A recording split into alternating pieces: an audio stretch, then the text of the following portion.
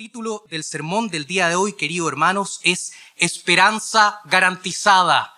Esperanza Garantizada.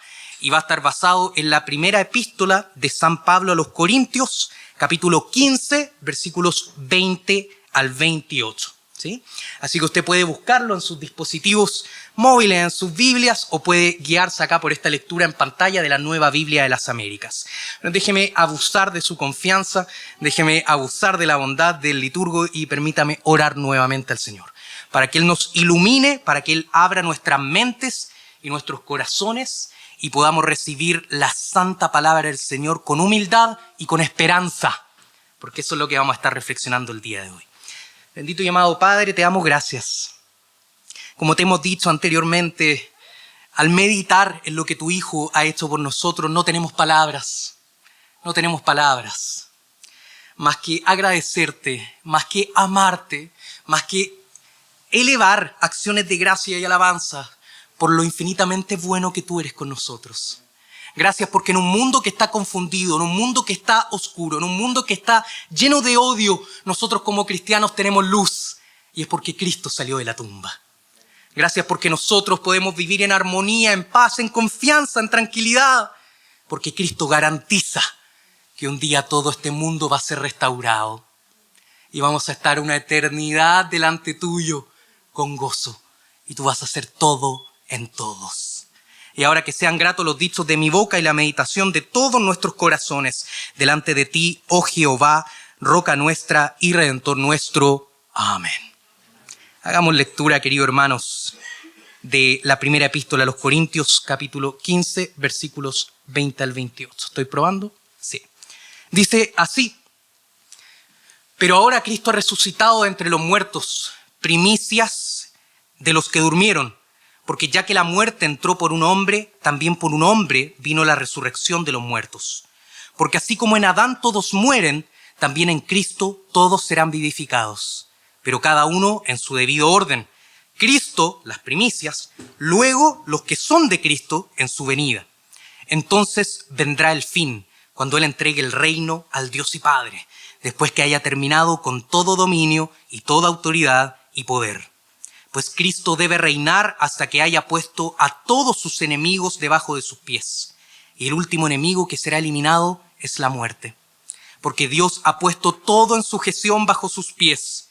Pero cuando dice que todas las cosas están sujetas a Él, es evidente que se exceptúa a aquel que ha sometido a Él todas las cosas. Y cuando todo haya sido sometido a Él, también el Hijo mismo se sujetará a aquel que sujetó a Él todas las cosas, para que Dios sea todo en todos. Palabra de Dios, que el Señor bendiga en nosotros la lectura de su santa palabra. Me resulta impactante y preocupante el grado de desesperanza que impregna nuestro mundo actual. Como psiquiatra que trabaja a menudo con jóvenes, lo encuentro especialmente preocupante. Es raro que un joven con el que trabajo exprese una esperanza real sobre el futuro. Considero que comprender lo que vemos y responder eficazmente es uno de los desafíos de salud mental más importantes de nuestro tiempo. Con estas palabras, el doctor Charles Johnston, un respetado psiquiatra cultural, empezaba su artículo titulado La epidemia actual de la desesperanza. Fíjate ese título. La epidemia actual de la desesperanza, publicado por la revista Psicología Hoy. Y en este artículo, Johnston defiende algo que es claramente visible, querido hermano, en el mundo que nos rodea, que no necesitamos ser psiquiatras para darnos cuenta de esto. Y es que la población cada vez más está perdiendo la capacidad de esperanzarse frente al estado del mundo, frente al estado de las cosas. Vivimos en una sociedad donde constantemente somos bombardeados de realidades chocantes, de realidades desoladoras, crisis económica, guerra, escándalos, abusos, violencia, autoritarismos, entre otras cosas. Y frente a todos estos acontecimientos tan negativos, la gente puede preguntarse, ¿es posible tener esperanza en este mundo en el cual vivimos? ¿Es posible, justificable, siquiera racional, esperar algo positivo del destino de la humanidad? Es sorprendente, queridos hermanos, que Johnston, este psiquiatra que escribe este artículo, trata de responder a esta pregunta. ¿Es posible tener esperanza? ¿Y sabes qué responde? Que no. Responde negativamente. Él dice lo siguiente: de hecho, no estoy seguro de si la esperanza está justificada. Nuestros tiempos nos confrontan con una serie de desafíos verdaderamente existenciales. Cambio climático, proliferación nuclear, el espectro de las pandemias y tecnologías digitales que podrían descontrolarse. Fíjate el peso de las palabras de este psiquiatra. La esperanza no es justificable. ¿Y sabe qué es lo que sucede cuando pensamos así? El mundo se transforma en un lugar terrible. El mundo se transforma en algo hostil cuando pensamos que podemos transitar en él sin esperanza. El mundo se transforma en algo muy similar al infierno.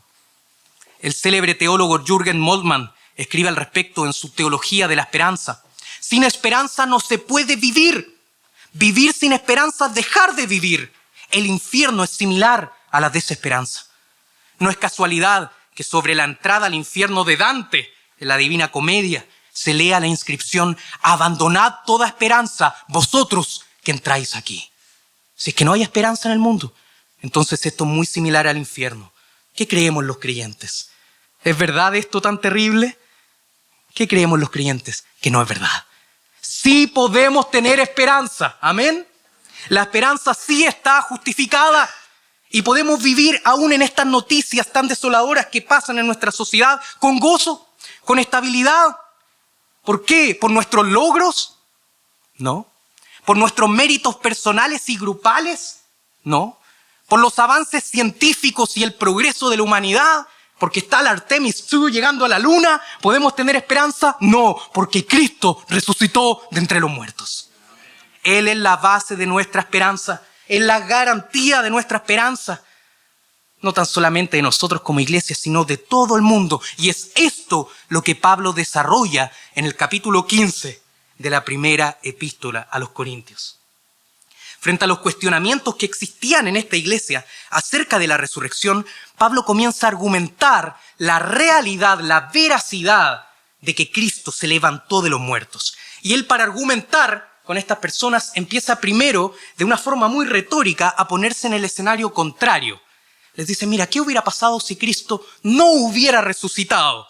Y acá él tiene unos textos que son muy célebres, ¿cierto? Si Cristo no resucitó entre los muertos, vana es la fe, vana es la esperanza, vano es el servicio cristiano. Y nosotros seríamos los seres más dignos de lástima o de conmiseración entre todos los hombres. Sin embargo, Pablo rápidamente comienza a argumentar ahora por la vía positiva. Él dice: pero Cristo sí resucitó. Cristo sí se levantó de entre los muertos. Y eso es el texto que acabamos de leer, los versículos 20 al 28. Vamos a ver a través de esta porción que Cristo garantiza nuestra esperanza. La resurrección de Jesús garantiza nuestra esperanza. ¿Por qué? Porque garantiza nuestra vivificación, garantiza nuestra victoria y garantiza nuestra plenitud en Cristo. Amén. Ese va a ser nuestro rumbo entonces de acción el día de hoy. Comencemos con lo primero. La resurrección garantiza nuestra vivificación. Versículos 20 al 23. En esta primera parte de nuestro texto, Pablo comienza a defender la resurrección desde la realidad y desde su convicción profunda, como estábamos diciendo. Cristo ha resucitado de entre los muertos. Son las primeras palabras de Pablo en esta sección. Y es por esto que nuestra fe no es vana. Es por esto que nuestra esperanza no es ilimitada, sino totalmente lo contrario. Y rápidamente el apóstol expresa lo que esto significa para la vida de los corintios y para nuestras vidas, por lo tanto, hoy. Y él dice: Cristo es primicias de los que durmieron. ¿Qué significa esto? Es una metáfora muy llamativa, muy interesante. Pablo, por medio de esta frase, está haciendo referencia al ritual de las primicias en el Antiguo Testamento. ¿De qué se trataba este ritual? Cada vez que una familia que tenía algún terreno, un agricultor, tenía su primera cosecha que estaba madura, entonces él la arrancaba y la presentaba delante de Dios el día después de la Pascua, ¿sí? Y de esa manera este era un símbolo de agradecimiento y era un símbolo de que todo proviene de Dios. Es algo muy similar a lo que hacemos con nuestros diezmos, ¿no? Nos llega ahí el ingreso y nosotros decimos: esta primicia es para el Señor. porque todo viene de Él y estoy agradecido. Algo muy similar era este ritual de las primicias. Pero al mismo tiempo, esto significaba otra cosa. Este ritual significaba que como esta primera cosecha, esta primicia era consagrada, entonces a su debido tiempo, toda la cosecha también iba a estar consagrada. Y toda la cosecha también iba a estar garantizada para la gloria de Dios. Y es por eso que hablar de primicia también puede ser sinónimo de hablar de garantía o prenda de algo más grande que vendrá. Y es en este sentido, queridos hermanos, que Pablo está usando esta palabra. Él dice, Cristo al resucitar de entre los muertos, y fíjate, también al día siguiente de la Pascua, Él es la primicia de los que durmieron porque garantiza que llegará un día que toda la cosecha, todos los escogidos del Señor también van a resucitar y también van a estar consagrados a la gloria de Dios, tan cierto como Cristo fue la primicia. Eso es lo que el apóstol Pablo está diciendo. Y es por eso que esto implica un orden. Y eso es lo que Pablo hace referencia en el versículo 23. La palabra orden en este texto provenía del lenguaje militar. Podía hacer referencia a los rangos de tropas que se enlistaban en un orden definido para ir al combate. Y él dice, de esta misma manera, Cristo es el principal comandante. Él resucitó primero, Él es la primicia, y un día toda la iglesia militante, los que vamos marchando detrás de Él, también vamos a ser levantados, porque ese es el poder de Cristo. Y eso es lo que logra en nuestras vidas. Sin embargo, queridos hermanos, podía surgir una pregunta entre los corintios, sobre todo entre aquellos que estaban confundidos acerca de la realidad de la resurrección. Y esta pregunta podía ser algo similar a esto. ¿Cómo es posible que el levantamiento de los muertos de un solo hombre garantice que un día toda la cosecha, todos los creyentes van a resucitar? ¿Ha escuchado esa objeción alguna vez? Ustedes los cristianos creen que Cristo se resucitó y todo el mundo va a cambiar. ¿Cómo es posible que un hombre muriendo, que un hombre resucitando tenga un impacto tan grande sobre la eternidad de las personas? Y es por eso que Pablo responde a esto de manera teológica, dando respuesta a esta posible objeción. Y él dice, mira, que un hombre tenga tal impacto es posible por lo siguiente. Han existido dos representantes o dos cabezas de la humanidad, dice Pablo, Adán y el segundo Adán, o sea, Jesucristo.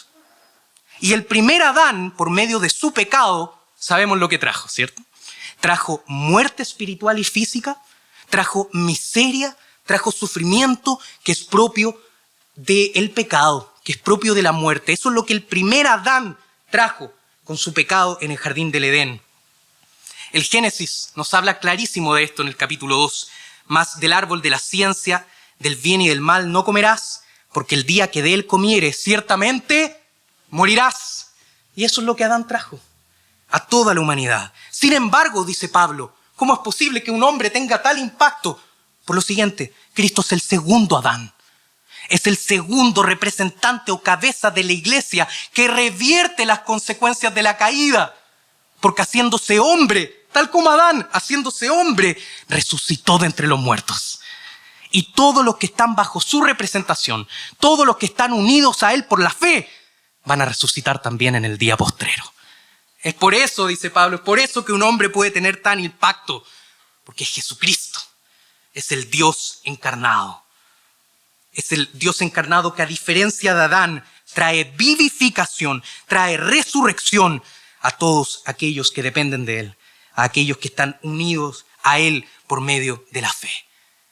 La iglesia, queridos hermanos, tiene vida eterna porque es como un pámpano que está unido a la vid verdadera, Jesucristo, quien se encarnó y resucitó para que un día tú y yo también seamos vivificados por toda la eternidad delante del Padre.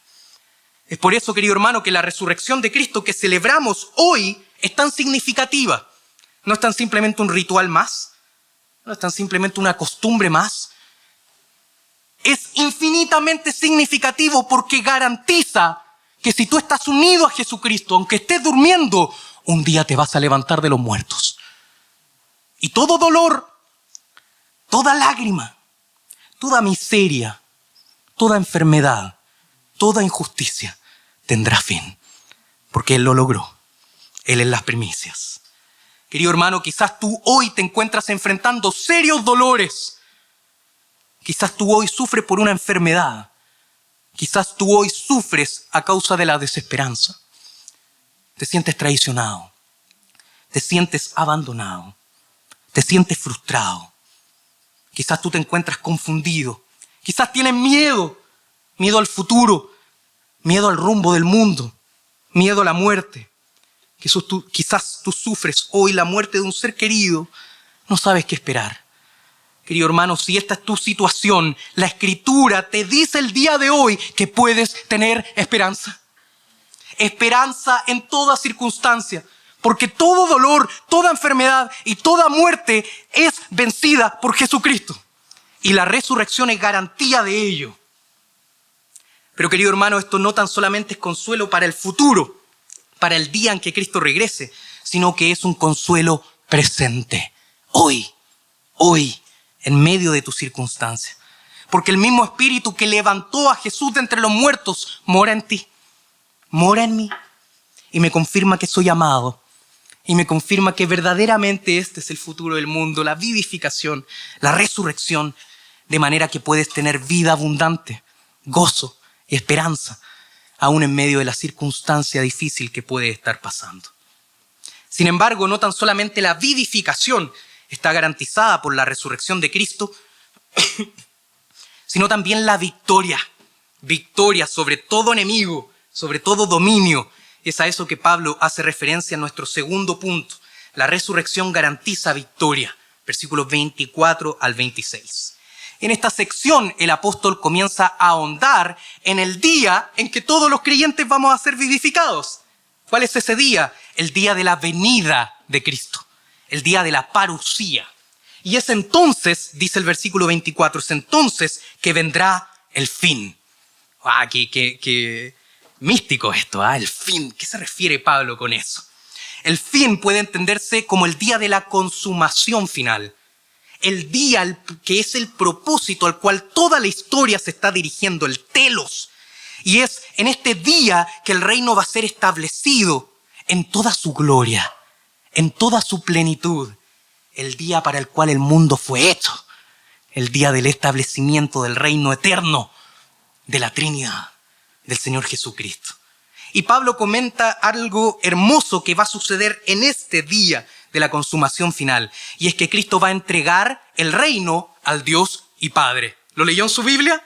Va a entregar el reino al Dios y Padre. ¿Qué significa esta frase? ¿Cómo es eso? A mí me enseñaron en la escuela, me enseñaron en la catequesis que Cristo es Dios y Cristo es Rey para siempre.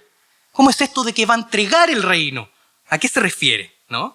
Esta frase puede ser muy difícil de entender y es por eso que quiero, queridos hermanos, partir explicando lo que esta frase no significa, ¿ya? Lo que esta frase no quiere decir. En primer lugar, esto en ninguna manera quiere decir que el reinado de Cristo va a cesar. Que Cristo entregue el reino no quiere decir que Él va a cesar de ser rey. ¿Por qué? Porque su reino no tiene fin. ¿Amén? El reino de Cristo no tiene fin. En segundo lugar, en ninguna manera esto quiere decir, como decían los antiguos herejes, los sabelianos, que Cristo es de alguna manera una energía o una emanación del Padre y que un día va a entregarse de nuevo al Padre y va a desaparecer. Esto no es lo que está diciendo el apóstol Pablo.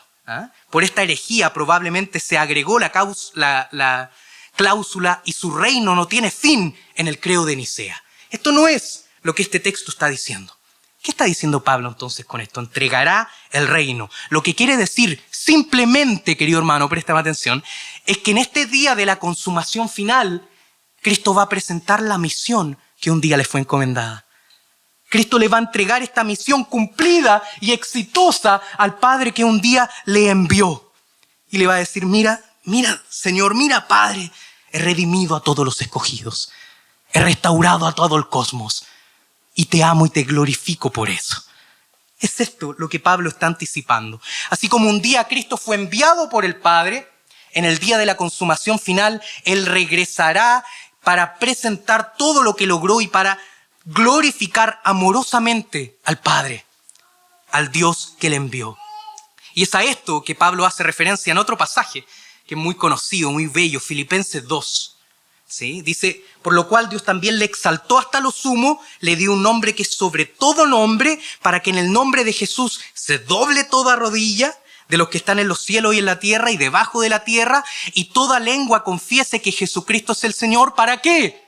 Para gloria de Dios Padre. Esto es, Cristo tiene un nombre que es sobre todo nombre y conquista. ¿Para qué? Para glorificar al Padre, porque se aman, porque están en armonía, porque son iguales. Y es este momento en la consumación del tiempo, de la era, que Pablo anticipa. Todo lo que Cristo ha conquistado es para la gloria de Dios, para la gloria del Padre. Esto en ninguna manera refleja que Cristo es inferior, sino que simplemente exalta la unidad, la armonía y el amor que existe entre las personas de la Trinidad. Y esto, querido hermano, era algo muy conocido para aquellos que habitaban en el contexto y la cultura romana, ¿sí? A algunos les va a gustar este dato histórico. Se dice que cuando el César enviaba un gobernante a conquistar una localidad, después este gobernador tenía que volver al César y presentar todas las riquezas de lo que había conseguido. Inclusive se dice de Tito, quien conquistó Jerusalén en el año 70, dice que volvió delante de su padre, Vespasiano, a entregar las riquezas del Jerusalén destruido por él, ¿cierto? Entonces, esta figura de glorificarse era algo muy cotidiano en el contexto en el cual esta epístola es escrita. Entonces, lo que esta frase significa, querido hermano, es que Cristo va a continuar reinando siempre, simplemente que en perfecta armonía y en perfecta glorificación mutua con el Padre. Eso es lo que Pablo está diciendo. Y esto, por lo tanto, lógicamente debe suceder en el momento en el que Cristo lo conquiste todo, para que la victoria que Él entregue al Padre sea completa, sea sobre todo. Y es por eso que Pablo dice que este día va a llegar después que haya terminado con todo dominio, toda autoridad y todo poder. Y estas palabras eran comunes, queridos hermanos, para referirse a las huestes espirituales en otras partes del Nuevo Testamento. Sin embargo, en este texto también puede hacer referencia a potestades terrenales. Lo que Pablo está diciendo es lo siguiente: en este día, todo reino, prestame atención, todo reino, ya sea humano o angélico, ya sea bueno o malo, ya sea justo o corrupto, todo va a ser conquistado por Cristo, para la gloria de Dios Padre. Préstame atención, no hay gobernador, por imponente que sea, por poderoso que se vea, no hay gobernador, por autoritario que parezca, que un día no se someta al reinado del Señor Jesucristo. ¿Está de acuerdo conmigo en eso? Jesucristo es Señor sobre todo, y la victoria que Él va a entregar delante del Padre va a ser absoluta y suprema. Y esto es especialmente cierto, dice Pablo, para aquellos que son rebeldes, para aquellos que se jactan de ser más grande que Dios. A ellos se concentra Pablo en el versículo 25 al decir: Cristo debe reinar hasta que haya puesto a todos sus enemigos debajo de sus pies. Sin duda Pablo está interpretando mesiánicamente, está interpretando a través de Cristo el Salmo 110, versículo 1, que dice: Jehová dijo a mi Señor, siéntate a mi diestra hasta que ponga a todos tus enemigos por estrado de tus pies. Fíjate, Cristo desde la diestra del Padre sigue conquistando el mundo, y va a llegar el día en que todo espíritu o humano que sea arrogante, que sea hostil a la autoridad de Dios, va a ser sometido, y que va a ser el estrado donde Cristo, el Rey de todas las cosas, va a poner sus pies. Y esto es hermoso, querido hermano, porque en el versículo 26 se nos dice que el último enemigo que va a ser estrado de los pies de Cristo, el último enemigo que va a ser abolido, eliminado, es la muerte. La muerte. Y esto va a ser así porque en el día en que Cristo regrese, los creyentes van a resucitar. La muerte ya no va a tener dominio. La muerte no va a tener eficacia, no va a tener poder, y el pecado tampoco, y el diablo tampoco. Fíjate, la consecuencia principal de la caída va a ser derrotada, y el Edén va a ser restaurado y mejorado. Va a ser una ciudad llena de vida, llena de gozo, una ciudad santa, una ciudad eterna. Va a ser la nueva Jerusalén.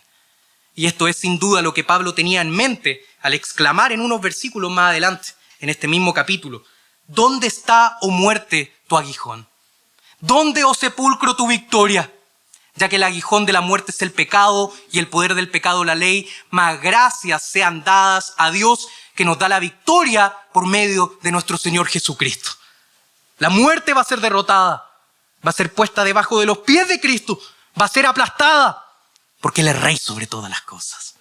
Querido hermano, es por la resurrección de Cristo, es por la resurrección que celebramos hoy, que este futuro glorioso de supremacía, de victoria, de vida abundante es posible. Es la resurrección la que inaugura este reino triunfador que aún espera su máxima consumación, pero de manera asegurada. Déjame hacerte una pregunta, querido hermano. ¿En qué basas tu esperanza de victoria? ¿Quieres un mundo mejor donde verdaderamente la violencia ya no exista? ¿Quieres un mundo mejor donde verdaderamente los autoritarismos malvados no progresen? ¿En qué estás basando tu esperanza de victoria para ese escenario? Quizás tú dices la victoria sobre los reinos del mal va a venir por mi militancia política, en mi ideología política, la que va a inaugurar el reino en la tierra. Quizás tú piensas eso. Ciertamente miles de personas lo piensan en este país el día de hoy. Quizás tú dices, la derrota de la corrupción va a venir de la aplicación de mi ideología, de mi filosofía. Este es el camino a un mundo mejor. Mi pensamiento. Hay muchas personas que piensan así el día de hoy. Quizás tú dices, el triunfo sobre los autoritarismos va a venir solamente por la vía armada. Ciertamente muchas personas han pensado así a lo largo de la historia de la humanidad. Si tú piensas de esa manera, estás equivocado. Ninguna de esas vías es la solución a un reino lleno de vida, lleno de gozo, lleno de verdad. La victoria sobre todo pecado, sobre toda corrupción, sobre toda arrogancia, sobre toda opresión e inclusive sobre la muerte, sobre el pecado y sobre la miseria proviene solamente del Señor Jesucristo. ¿Amén? No lo escuché, pocos amenes. La victoria proviene solo del Señor Jesucristo, no de mi ideología, no de mi militancia. Él es Rey. Él es Rey. Y esto tiene que ser predicado en la iglesia, en el mundo tan complicado que tenemos por delante en nuestro contexto, ¿cierto? Es por lo tanto que el llamado de la Escritura al día de hoy es que deposites en Él tu esperanza. En un mundo atormentado por dominios, por autoridades, por poderes, deposita tu esperanza en el único Rey supremo y eterno. No tan solo de la iglesia, sino de todo el cosmos, Jesucristo.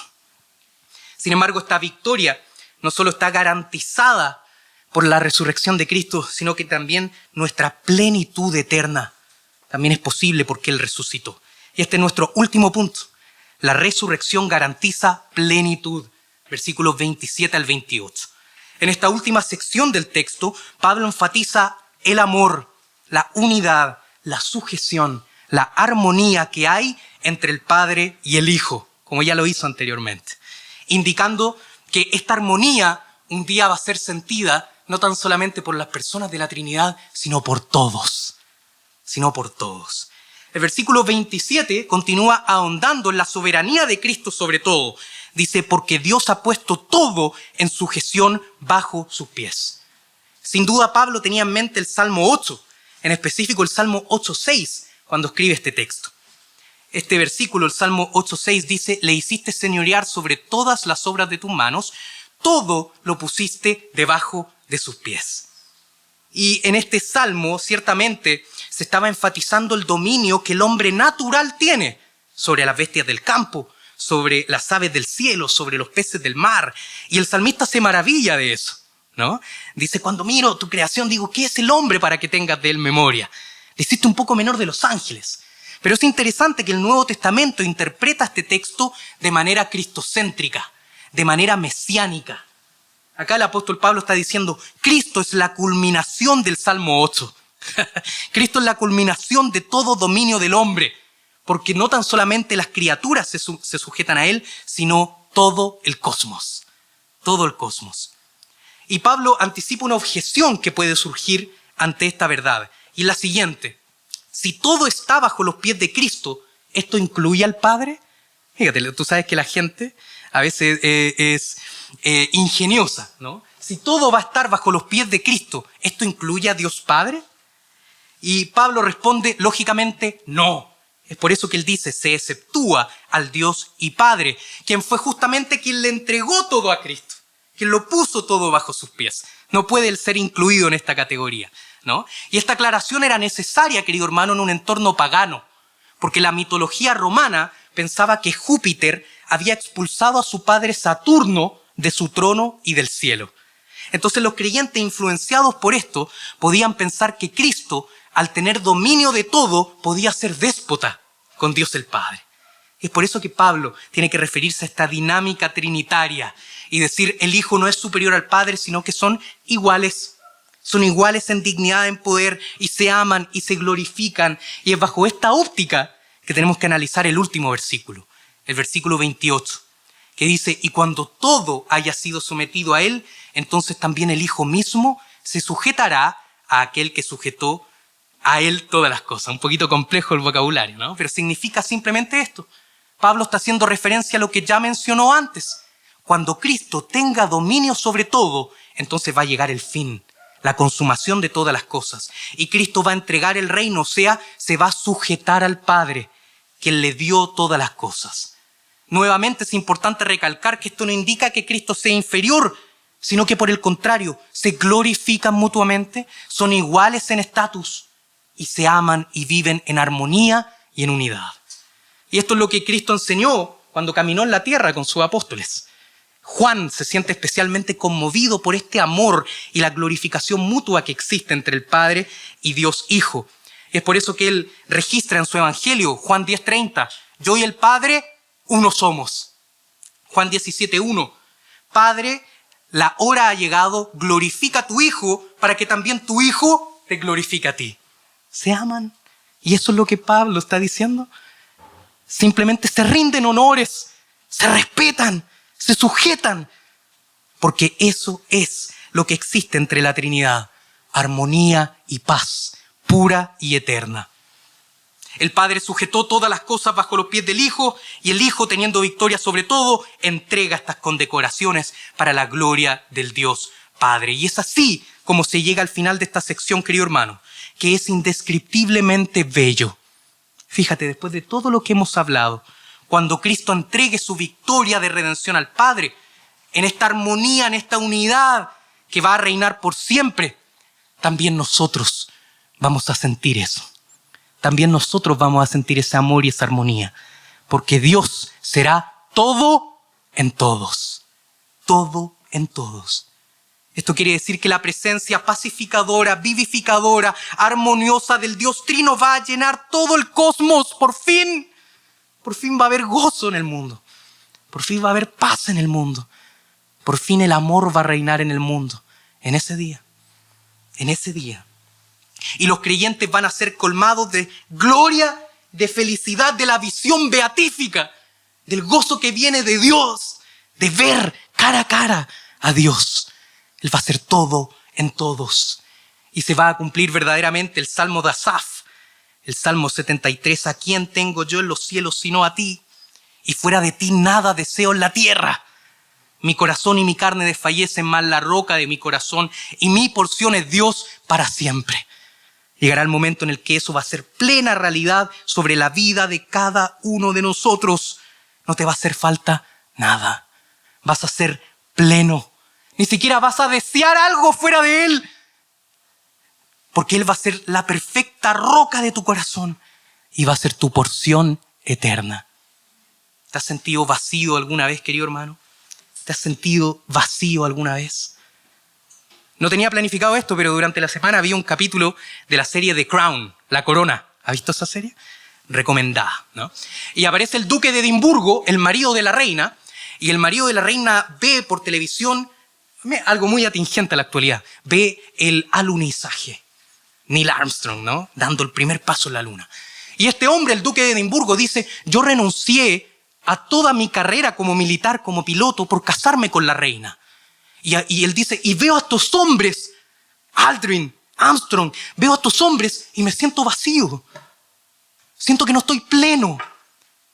Y es interesante que estos hombres, estos astronautas, luego de llegar al planeta Tierra, tienen una gira por todo el mundo. Y uno de los lugares que incluía esa gira era el Palacio de Buckingham, ¿no? Y él dice, yo quiero tener un tiempo con estos astronautas y quiero preguntarles qué se siente sentirse pleno, qué se siente lograr algo tan grande.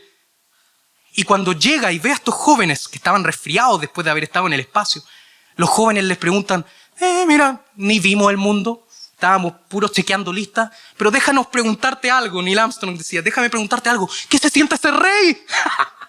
¿Qué se siente vivir en este palacio? ¿Qué se siente que la gente te sirva? Este duque de Edimburgo se sentía vacío y quería ser como el resto.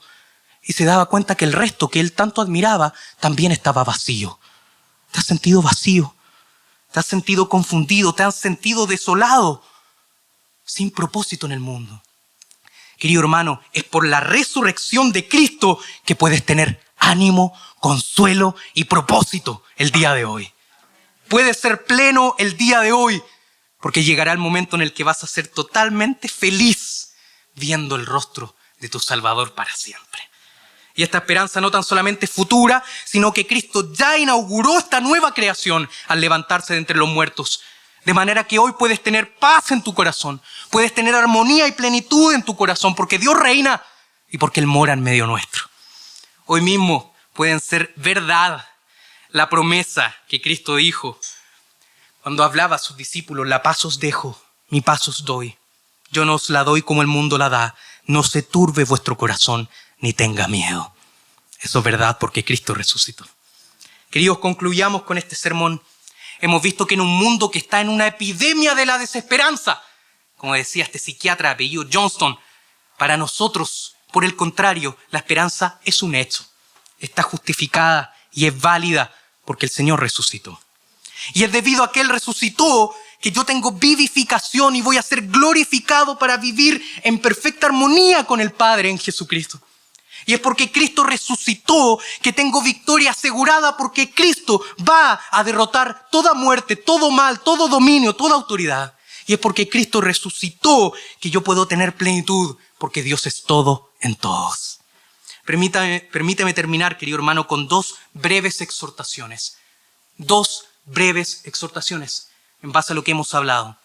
Primero, si tú, querido hermano, no has depositado tu confianza en Jesucristo el día de hoy, la Escritura te llama a arrepentirte de tus pecados y a confiar en Jesucristo como tu Señor y como tu Salvador. La esperanza que está garantizada, que hemos hablado hoy, esta esperanza es solo para aquellos que pertenecen a Cristo. Es solo para aquellos que están unidos a Cristo. Es para aquellos que son como pámpanos que están unidos a la vid verdadera. ¿Y cómo podemos estar unidos a esa vid? ¿Cómo yo puedo apropiarme de esta esperanza? Por la fe. Abraza a Jesucristo el día de hoy. Abrázalo. Dile, no tengo nada que entregarte, pero quiero lo que tú me entregas. Te quiero a ti. Quiero que tú seas mi todo. Confía en el Señor el día de hoy. Y la Escritura te llama a eso solemnemente, porque fuera de Él no hay esperanza, sino condenación eterna. Es un llamado de vida o muerte. Ven a Jesucristo. Mira su sacrificio que recordamos el viernes. Mira la tumba que recordamos el sábado. Y ahora mira la tumba vacía que celebramos el día de hoy. Por ti. Ven a Jesucristo hoy. Segundo, si eres creyente y tú gozas de la resurrección que estamos sin duda conmemorando hoy, si este es tu caso, entonces la Escritura te llama a la acción. A la acción. La Escritura te llama a una vida de compromiso, a una vida de fidelidad, a una vida de servicio cristiano en unión visible a la iglesia.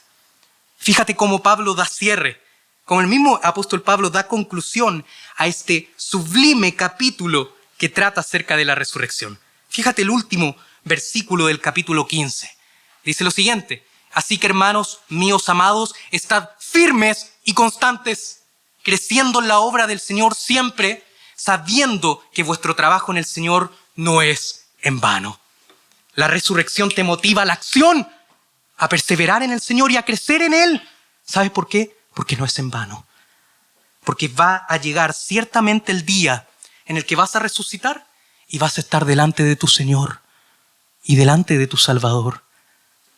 Y es que si tú perseveraste y si tú creciste en la obra del Señor, puedes escuchar las siguientes palabras del Rey de todas las cosas.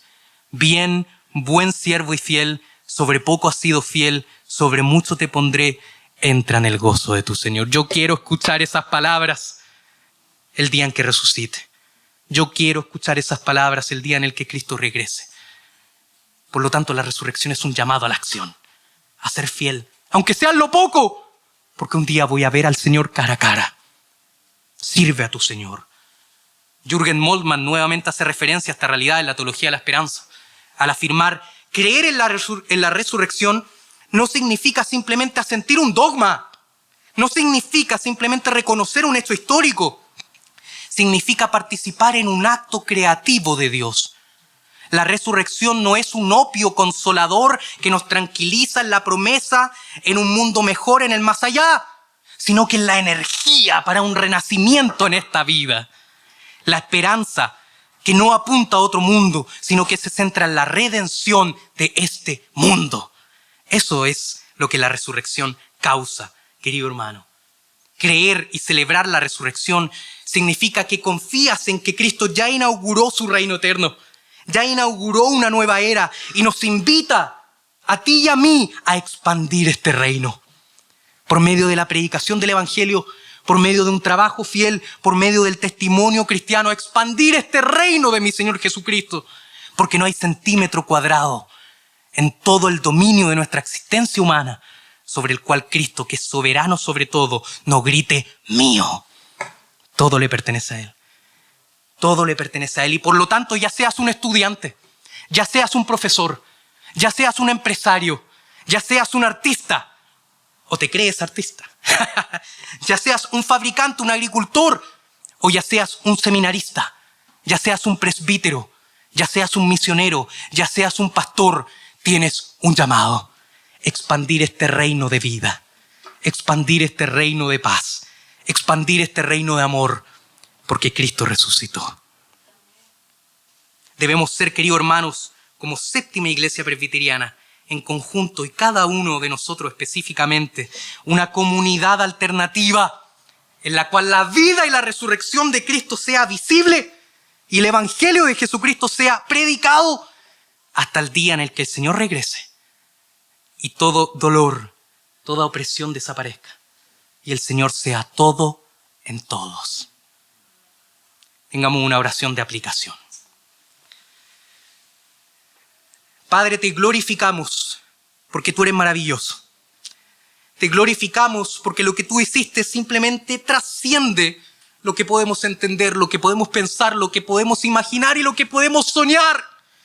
Tú eres más grande que nuestros sueños más profundos. Y lo que tú hiciste no tiene palabras.